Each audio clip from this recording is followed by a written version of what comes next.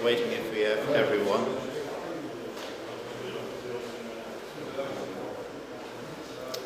Welcome here at the demo. We do it in English. We have also attendees at YouTube live stream. They are English speaking, so we do it in English. Can everyone hear me? Should we do it a little bit louder? Okay, very good. Welcome over here. We are from NLR, Netherlands Aerospace Center, and we are a small research team specialized in non-destructive testing and mainly focusing in the aerospace sector, but we also have projects in other industries and other sectors. For example, offshore windmill blades, we also did projects on such kind of topics. My name is Jacques Platenkamp. Patrick Jansen, he will do the demonstration of the equipment, and I will give you a few background information about the techniques. And I'd like to start with the first slide. And what you can see here is what we call at NLR a quality assurance cell. And actually it is a calibrated area, a calibrated window. There are sensors at the ceiling, perhaps also in the floor or in the walls. And if you put a component in there or a part of an aircraft, then it is recognized and you can do a fully automatic inspection. And what you see here today are inspection techniques which probably in the future, perhaps already in the near future, can be integrated in such a cell. We did a project under DCMC, and the objectives in DCMC were the development of a large area automated inspection. So it must be fast and reliable. Under MRO condition, maintenance, repair and overhaul, that means that the techniques should be capable of, let's say, an environmental of an hangar. They must work over there. Maintenance, development center maintenance of composites. Of course, for this project we are focusing on composite material. Non-destructive inspection, just what is it? Actually it is inspect or measure without doing any harm to the assets. That doesn't mean that you have to find everything. You have to find a minimum defect which is stated in the requirement. That is what you want to find. And that's also why we're aiming for. We don't want to have overkill of inspection, very sensitive that you can find everything. No, we want to find the minimum defect. And one of the reasons is that you want to be cost effective. For metals we have cracks, corrosions, inclusions, and as already told, we are now focused on composites, so we are looking more for delaminations, matrix cracks, porosity, voids and dry fibers. And if you look at those defects in MRO, we're more focused on delamination because you have foreign object damage, impact damage, and matrix, for example, porosity, voids and dry fibers, they already covered inspection after manufacturing. They do not occur during in service. What you also can measure with the techniques are geometry. And that's also very important. This is our NDI concept. We have a component, and if you look at the left side, we have techniques that we capture the 3D of the component, the geometry, but we also can measure surface deviations. And at the right side, we have several types of NDI techniques that we look into the composite material.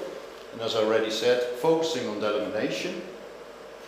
And depending on the application, we have different automation concepts, which later in the presentation I will show you too. And in the end, we will have a full digital representation of your component, often called digital twin. This is the first technique we want to do in demonstration, is 3D structural light scanning. Patrick will tell more about it, but in principle at the right you can see a structural light camera. It's standing over here. It has a projector in the middle which projects blue light. You can see it here on the floor. and it will project fringe pattern, stripes in different directions. Then we have the stereo camera, and with triangulation principle, you know the angle, you know the distance of the camera, you can capture a point in space on your component, and you have, if you have enough points, then you can make a surface mesh. Let's do the first demo.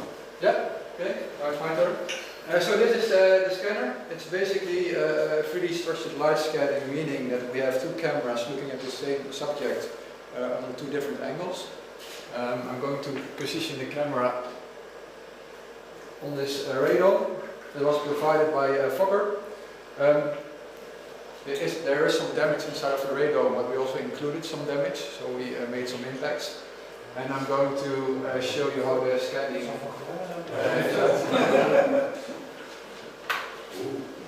So these are the two views of the camera. So this is the right one and the left one.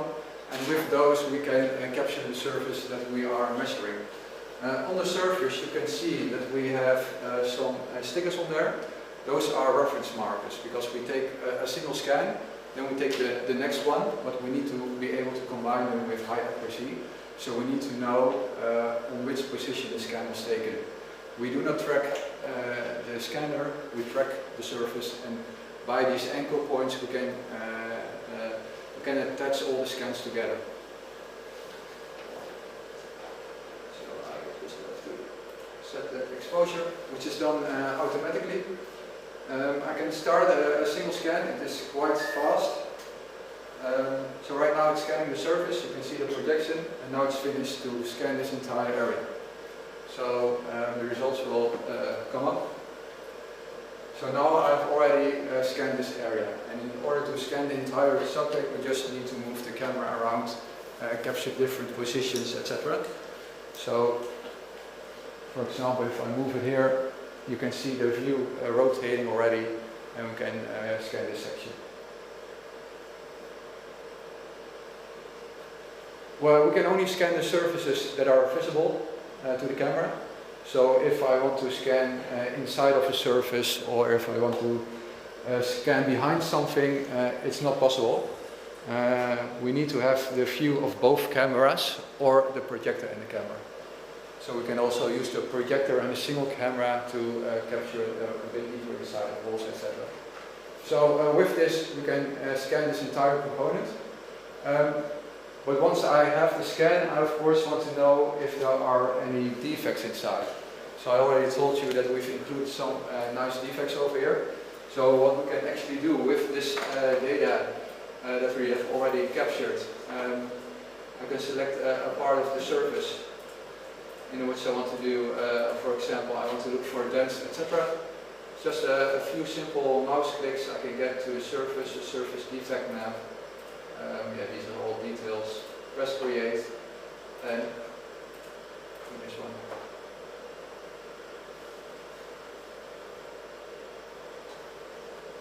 It will show up.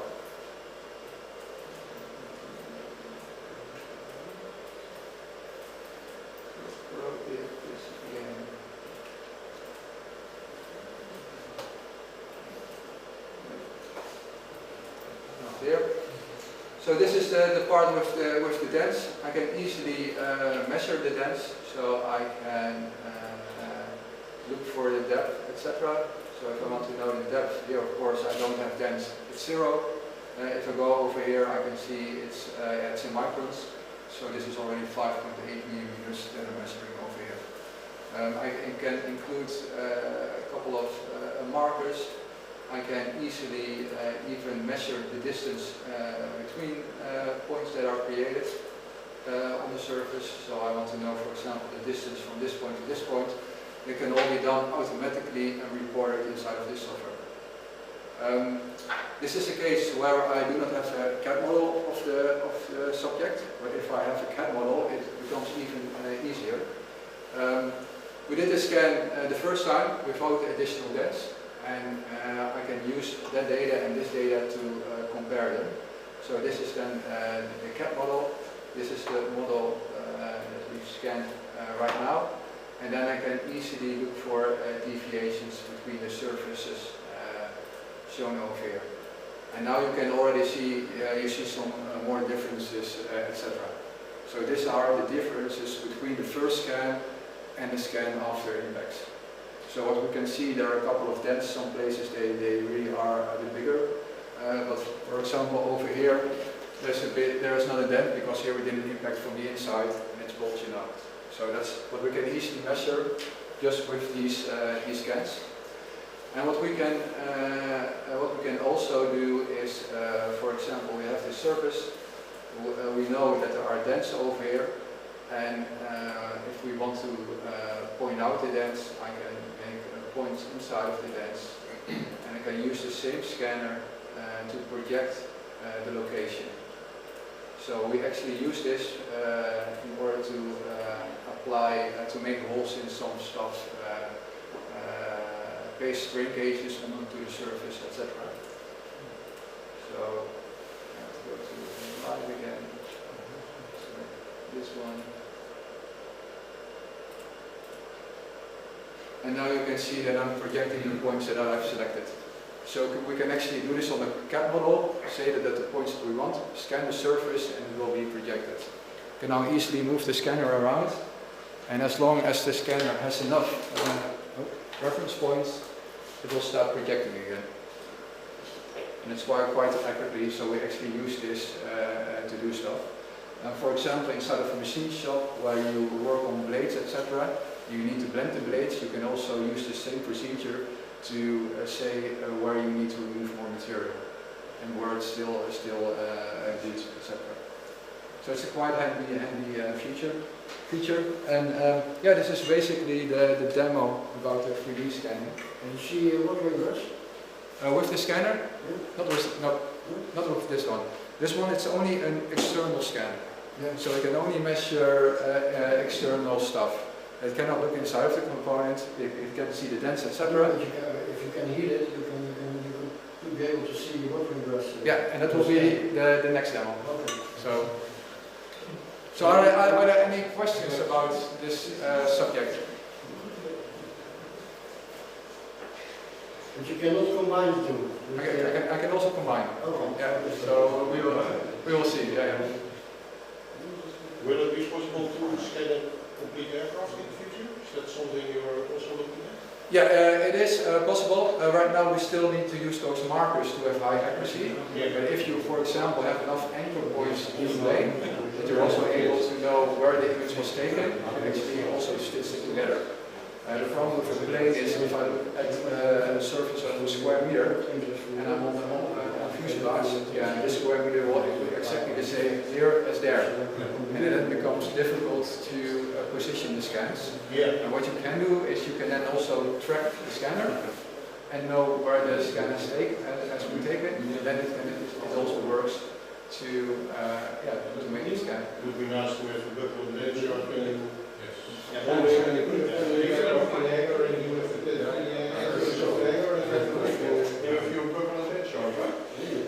Yeah. In principle, you can measure this technique. And what we also allow, for example, for our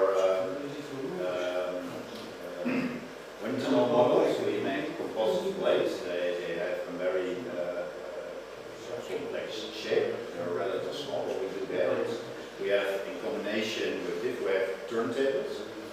We made, and I just refer to the first picture, we made a frame on it. We take all markers on it, and there are also coded markers on this kind of test equipment that the software knows the code of the marker. Actually, you have a calibrated window. And now you make some calibrated window and then allow something like it.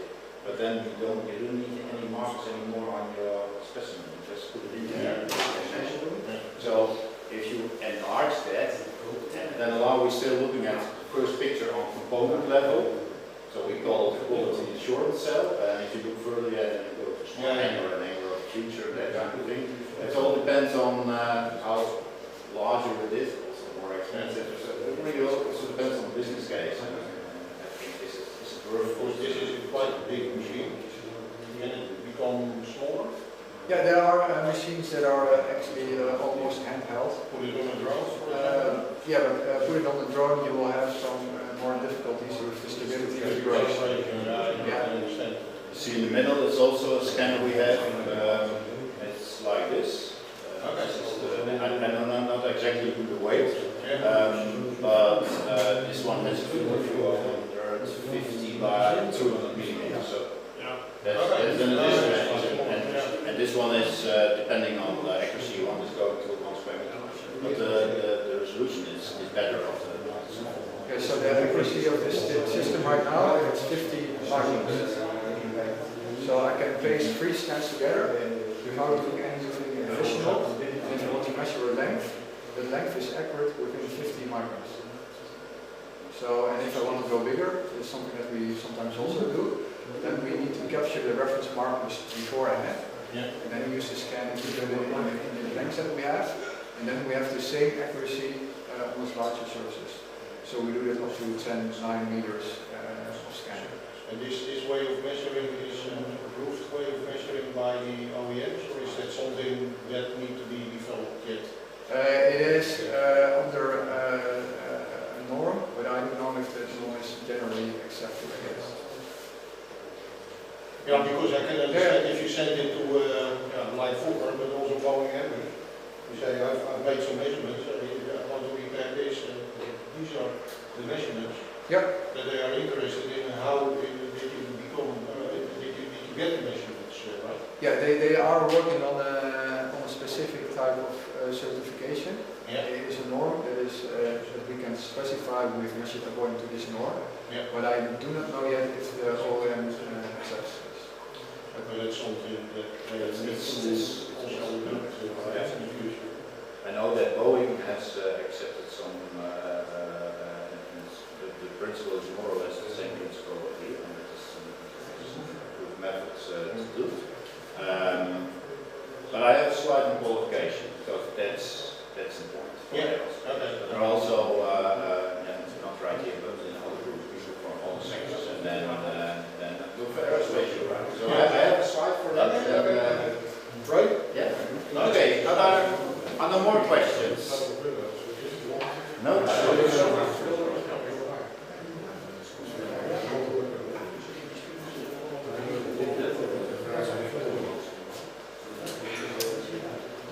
We go to the next technique, and that's log-in tomography. And what you can see at the picture at the left side, at the photograph, you can see the setup. You can see the camera, and this is an infrared camera. And you can see 2 halogen lamps. We will put them in the demo. We'll position them on the component. And what we are doing here, I don't think you can see it, but this is real composite material. We made a CT scan of it, and there is real delamination in there. And what's happening if we put lamps on it, then the heat flow will go into the material, but then I have composite layers which are disconnected to each other and delamination, and that is blocking the thermal wave into the material, and you get actually an accumulation of heat above the delamination, which means that your surface temperature will rise a little bit compared to areas where no defects are, and that you can, with an infrared camera, you can measure that. And we are not interested in temperature, where there are millikelvins the temperature difference, but we only are interested in differences. So you can also calibrate these cameras, so you accurately can measure the temperature, but for NDI and defect detection, that's not necessary. We're only interested in differences. And what we do with these lamps, we modulate the lamps, so they flits, they blitz, and we do that on relative high frequency. That means that we have less heat into the sample. And that advantage has that we are more sensitive for surface defects and defects just below the surface. Then we reduce the frequency, it's the middle one, we get more penetration depth, and then still reducing the frequency, and we have a full penetration of the component. And what you can see here Here you can see the modulations of the lamp. And this is the intensity arbitrary, what the infrared camera measures. And you see the non-defect area, the blue line, and the red line, the defect. And you can see intensity increase, but there's also a little bit phase shift between those modulations. And with this phase shift, the data acquisition software also works with that. And that's very convenient because sometimes we have, how you call it, reflections of lamps. And if you use that data set, you're a little bit better for the environment around it. If you go to the first picture, the quality assurance cell, then we have now two techniques. They are relatively fast. The field of view of the camera is approximately 1 square meter. They are non-contact. And then if you go to the first picture, you can imagine that if you have enough sensors, that you have a smart cube of, let's say, inspection techniques. If you look at the work, I think it's the workhorse. If you look for composites, ultrasonics is a very good technique. And we also use that at NLR. Also quite a lot of developments over there. And you have a very accurate data set. With thermography, it's not as good as ultrasonics. With characterization, what kind of defect is it? But also the sizing is more difficult. And also important, it has limited penetration depth. At NLR we also develop landing gear components. There are 50, 80 millimeters thick of composites. You have to do it with ultrasounds. No way you can do it with thermography. This goes good to approximately 5, 6 millimeters, and it really depends on what is the minimum defect that you want to find. We also did some preparation on this part. And what we can do, we just make normal photographs. You can see 2 pictures of the 3D scanning at us, and I'll show you this one, because this one is the normal setup we have here, but it's also possible to do a through transmission tomography. I can also put the lamp inside, and then the heat flow will go through the material and I can measure the differences. It's also working well. And here we do not, it's not a topic of today, we also have laser chirography. It's another optical NDT technique, and there we make use of the same helical lens. We bring a load, a heat load to the component. We have, I don't know if you can see it, you see some red over here. There are laser diodes, they make a fringe pattern on the component. We make a zero measurement, we bring the load, and then you will get an out of surface displacements a little bit, depending on the stiffness. And if there is a defect, you're getting more out of surface displacement at the defect, and that you can measure with a chirography camera. And that's very useful for honeycomb materials. If you have a skin and you have a core, and not a delamination, but a debond of your core, and that's a very sensitive technique for that. Rough order of magnitude. At NLR, you can see we don't bring it with us because it was quite heavy. We have it on the turntable, so we can rotate the component. And we just did it manually. And these are the times to capture the complete radon.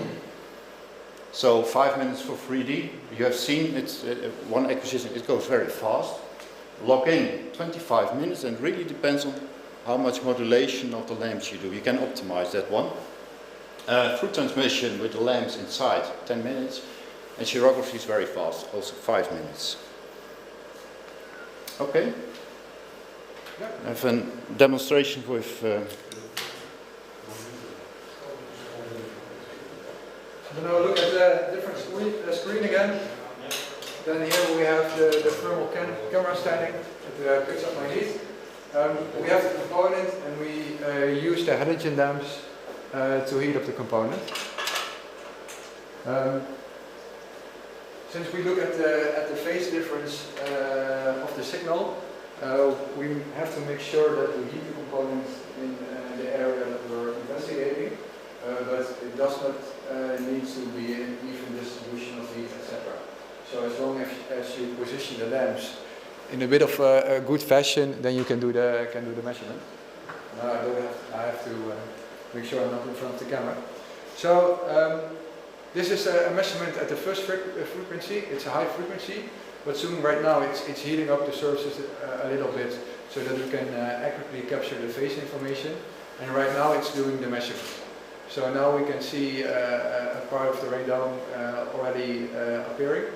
You can see the markers on the surface that we've put on there, and it's actually those markers that we are able to map this data on top of the 3D model that we make with the 3D scan. It was a relatively high frequency, so what we're looking for right now are really damage below the surface, inside of the first skin. So we want to know if there is any damage there.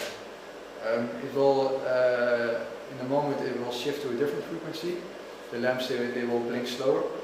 And right now we're deeper in the surface.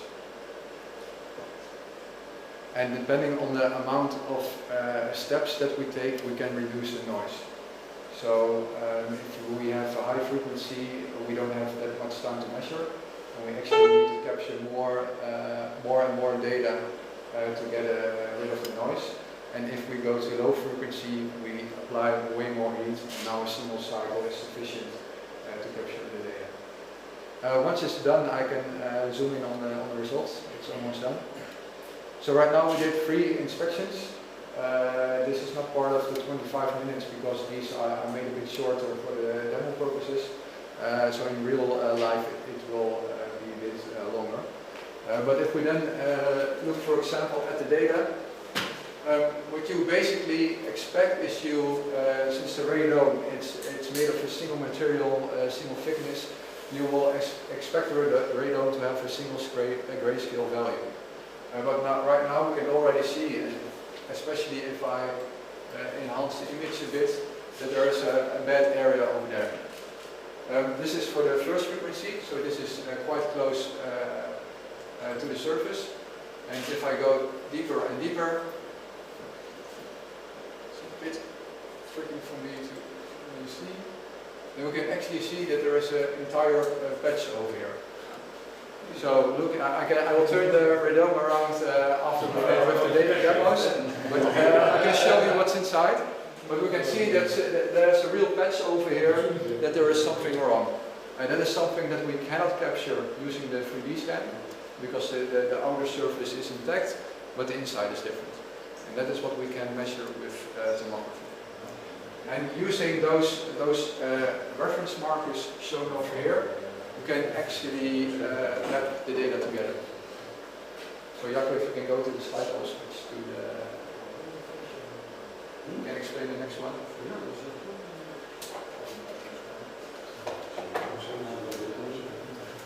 There was a question about water ingress, and this technique is very good for it, because you can imagine if you have honeycomb and the cell is filled with water, it really gives you a relative large temperature difference.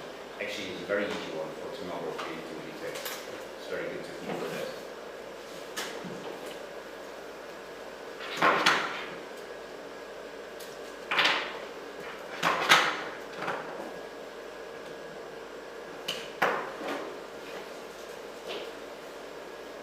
So this is actually the same data as what I showed in the 2D measurement from the tomography image, but now it has been mapped on top of the surface.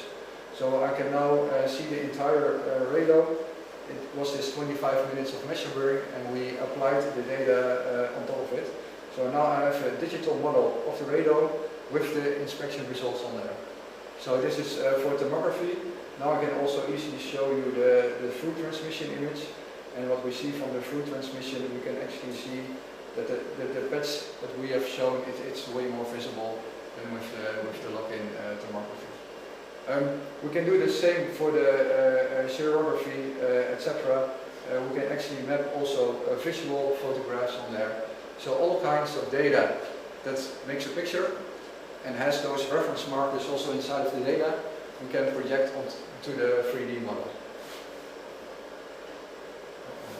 Turn it around. And what we can also do, and that's why we have these large markers over here, we can actually use augmented reality to also demonstrate this on a tablet.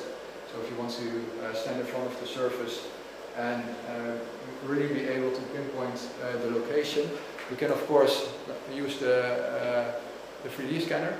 We can put it in front and do the projection, or we can do, it's not working at the moment. We can do augmented reality. Oh, nice, there's a software crash. It's not working. So Jacco, if you can continue, I will make this work. Yeah. So you can also use it to send it over to a 3D printer and make a picture there, by the way. Yeah, you have all the measurements that you need. Yeah. So you know the shape exactly. And for example, if you have a CAD model, you can also use this to fit new pieces together. For example, if you have an assembly and you don't know the inner part, but you made the scans and you want to do a modification, you can actually do the modification virtually, see if it fits, scan the component and see where you have to do the modification, etc. Did you do the measurements with the procedure, so you can see that this might be a better procedure by measuring? So did you tap it and see where the damage is? Yes, we benchmark these techniques with other techniques. We benchmark it with ultrasonic, but also with tap testing. Yes. And is this more accurate? Or the same? No, it's very hard to say if it's accurate or not more accurate, but with tap testing, I also have experience with tap testing, but if a different person do the tap testing, you will have some kind of differences in the outcome. And it really depends on the human factor of tap testing. So basically, in this case, you have, let's say, it's more repeatable. So if you do repeatable measurements, then you will here we will have a one-to-one, almost a one-to-one. You always have some spread in inspection result, but you have a one-to-one. So that's a benefit. And for tap testing, you also need a lot of knowledge of your structure, because every stiffness differences gives you another sound. So also you have to be aware. In this case, there is a repair. You have to be, if you tap this one, you need to know if there is a repair, but it gives you differences, and otherwise, perhaps you have a good structure, it's repaired, you go for tap testing, and if you don't have the information extracted via the basis of the, for example, of the repairs, perhaps you have a problem, and it will be indicated, oh, something wrong. And you see the difference between watering brush and repair? We can find repairs very good. Yeah, That's really bad. if you have watering brush, you will see that.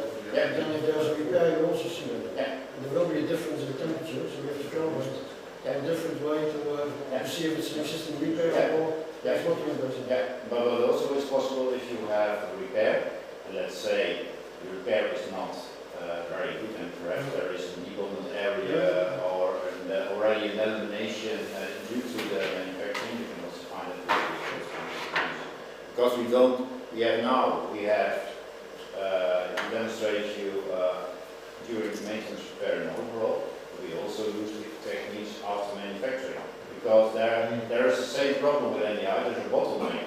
If Airbus or Fokker has a ramp up of the production, and with automatic ultrasonic C-scan system, they are very expensive.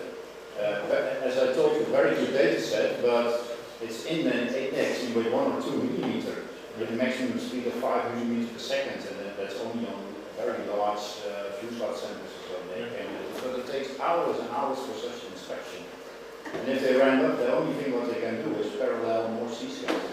And you can see that at production plants, that's what they do. So, it's working? Yep. Okay. I'm still on the same slide.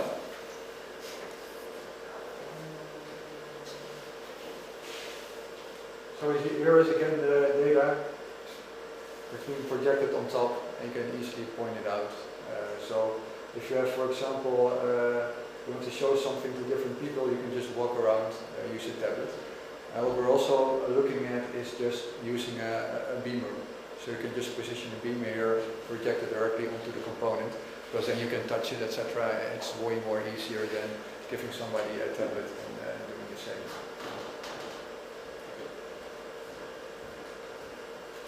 And you can put this on the internet and have the OEM with you. Yeah. That's all we Yeah, have. yeah, it's a data center. Sending pictures and. Yeah. Yeah. Yeah, you can make And a then lot. you can do the measurements, etc. So this is the one without the dents. So the dents are not present in this one. Okay. Let's look for the time. Oh yeah, we have had 1 hour. Time now. Okay. Just another example of the combinations we have here: the chirography, 3D structural light scanning, and tomography. This is a larger component. This is a mid-flap of an, I think it was a Boeing 747. The length is approximately 7-8 meters. We applied the techniques on it, and actually you can see here how that works, because first we have a point cloud of the 3D. We make a surface mesh, then we make, let's say if you want to have a dent buckling, we put a threshold on it, and different colors will give you which dents are above the threshold. Here you can see your tomography. I don't know if you can see it from that distance, but here is the repair. And if you, it's already after that it's painted. If you look visually also with light and optimize your visual inspection, this repair you cannot see visually. And with tomography, it goes very well. We also have ultrasonic C-scan data, and here you can see, it's a little bit too small, but this is the shape of the repair, and you can see that the mapping of tomography and a complete other data set, they are mapped very nicely. If you want, you can take a closer look afterwards, and you can see it's mapped very good. Chirography and visual. And yeah, I think it's a very strong NDI data set. Automation concepts. Here we have RB, and RB stands for Automated Rotor Blade Inspection. We developed at NLR a robot. It was for rotor blades. Here we did an inspection. We have some very small pipistrel electrical aircraft, relatively small wings, but they are from carbon fiber. And here you can see our sensors: tomography, chirography, 3D laser. And what we're now developing is the connection of the robot and the data acquisition system of the NDI, because it is an intermittent inspection. We do 1 square meter, we do all the inspections, then we go to the next 1 square meter, do the inspection, and at the moment we are writing scripts to communicate with the robots and the NDI sensors. So this is an example of an automation concept. And at the right hand side we have an AGV, automated guided vehicle. It's on wheels, you can program it. And on top of it we have a cobot. And here you can see our tomography system on it. We also like to combine it, but then you have a problem with the payload of the cobot. We really like to work with cobot because it's convenient for operators and also convenient if you are a little bit closer to aircraft parts. It's also a concept still in development, and actually this is also a project that we do under DCMC.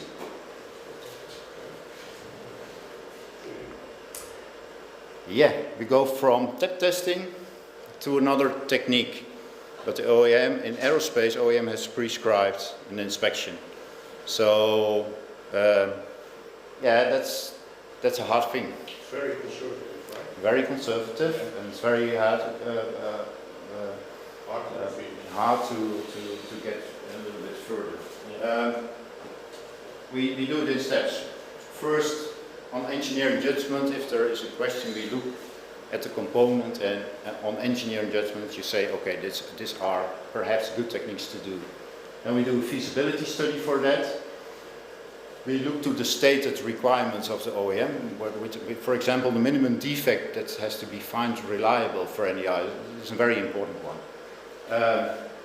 If you think you can do it, we develop an alternative inspection.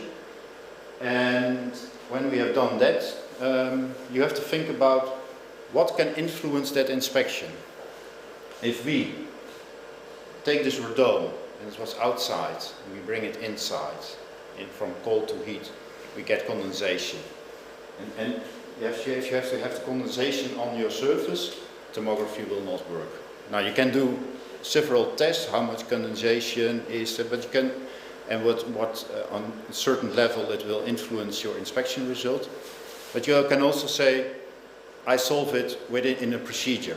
So if I do a sample, tomography is coming from outside, it has to settle for X hours, something like that.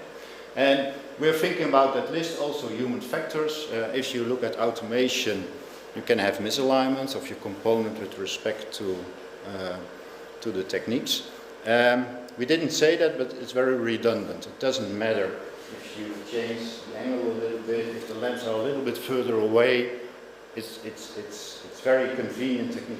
You don't need high accuracy for this. And that's also very nice for automation. If you look at ultrasonic CT scans, the alignment of the ultrasound beam should be perpendicular to the surface.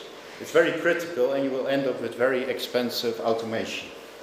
Then we generate data sets, and it's on known reference specimens with known defects, and we know the size in there. Most of the time they are made artificial. And we find the defect. We have a point over here. If you miss a defect, we have a point over here. And if you have lots of data, you can statistically, you can fit a curve. And that's called probability of detection. And in aerospace, the minimum defect that you have to find reliable, you should have 90% score. And then you also have a confidence level, it's the dashed line around it. And you see if your dash line, here your defect is increasing, you need some confidence level of 95%. You see your defect is a little bit growing for that point. And if you have your data set is smaller, you have less data set, then this confidence level bound will be larger, and you will end up with a larger defect which you can find reliable. So your technique, if your technique is capable of finding quite a lot smaller defects than is required, then you need less data points, and then qualification. It's still hard, but it's getting better. For the rotor blades, we are, at this moment we are in discussion with OEM. So It's not the aerospace. it's aerospace. That's the aerospace. Yeah. Okay. And here you can see this is a component of 7-8 meters, and you have fully 3D. Okay. I think this was the demo. If there are any questions, more questions. Yes? Can you also find heat damage or polymer degradation of these techniques? I think that the heat conductivity of the material will change. And if the heat conductivity will change, that should be then, I think with tomography you have a chance to find it, but it really depends on how the difference is there between such a degradation in the material. Yeah.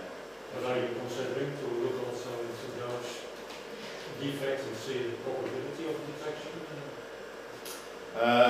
Not at this moment. No.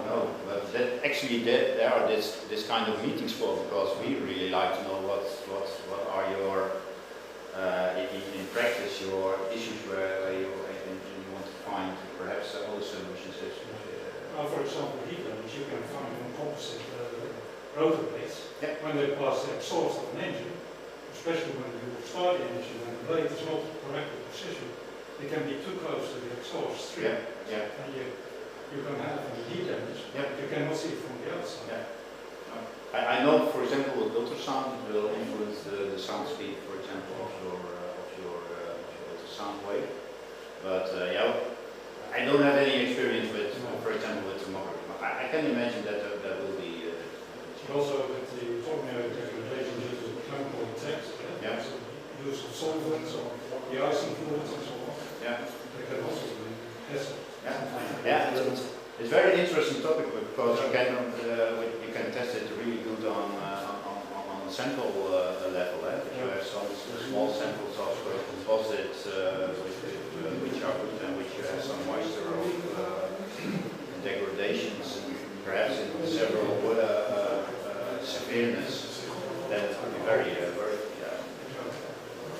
but I have no experience in it, so you just have to do it, and then you know it. What's your prediction on getting this really in the working force?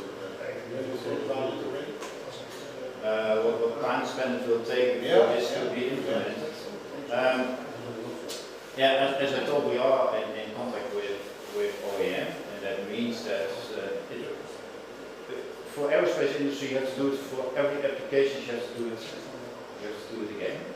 And that is also for if I want to do if I have a new aircraft, for example, and I have an assembly and I want to have to inspect it, and I have to develop any type and any TPC.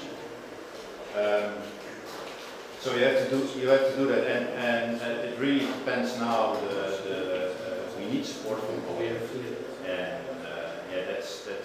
we are now in contact with OEM for these kind of techniques, and we have to see it, and it's for a typical specific application. But I can imagine if you go for another application with the same OEM, that it will be a little bit easier if the first one was successful. But it's very hard to give a time span. But if you look for that application to have it automated, what you've seen on the left side picture for the rotor blades and automated, that was a time development of 3 years. So it's rather quick. Very promising. Yeah. It's very good. With those inspection results, could you also combine that with if you have the OEM data on what is allowed for temperatures? Yeah.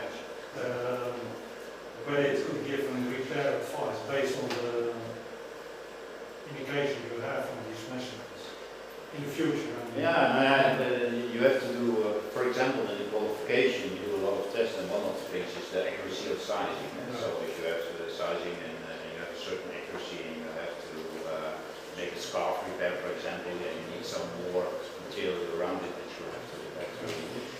So that will give you information about the size of the repair. Yeah, and the repair are also prescribed, I think, by the OEM. Yeah. But you can definitely use this data set. And what we also do is benchmark. Also in qualification, we benchmark it with tech testing, because we don't have to be better than tech testing. We have to be equivalent to tech testing. We know that the test testing is subjective, and So you're a bit if you find defects, yes. one standard, with one computer, with one machine. Yeah. And there's if you go for, because one of the aspects was human factor, and if you automate it with tech testing, you have to do a lot of inspection with different inspectors to get a feeling about the influence of the human factor. And if you go to automation, you still have human factor, because someone has to operate the thing. But the impact of human factor is far less than you do manually. So there are advantages. What's the next step? What is required? I think for the demo, but we have a lot of MRO business here. We need the system. We want to cooperate. I think we are interested to work it out. I think as far as future inspection requirements, what I would like to do. For us, it's good that we have applications from there. You've seen the techniques, so you can imagine where it could be useful in your organization. So come with use cases, and perhaps DCMC can be a vehicle to do something. Okay, thank you. Okay. Okay. Yeah. Yeah. Okay.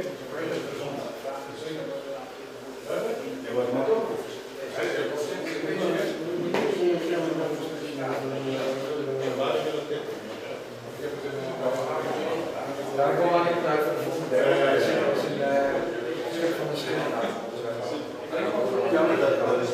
scanner. Ja. Ja. Je zou eigenlijk moeten combineren.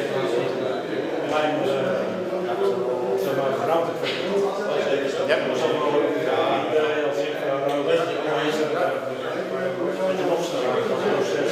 Ja, het hangt toch af van wat je wil. Wat is de business case? Hoeveel volume componenten of hoeveel inspecties heb je eigenlijk? Want nou ja, de kost bijvoorbeeld van zo'n thermografiecamera, dat kan van 10k tot en met 200k.